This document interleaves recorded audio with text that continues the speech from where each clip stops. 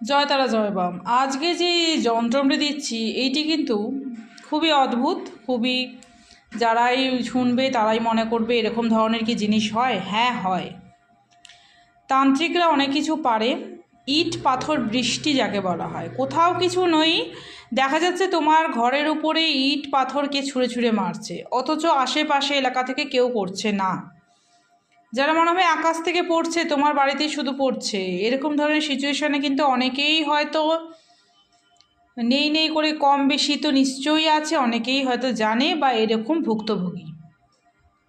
তো ইট পাথর বৃষ্টি এটা কোনো কমন জিনিস নয়, এটা হচ্ছে করানো হয় রীতিমতন তান্ত্রিক দ্বারা। পেট চালান ভূত চালান যারা করে তারা কিন্তু এরকম ধরনের ক্রিয়া কাজ করে থাকে।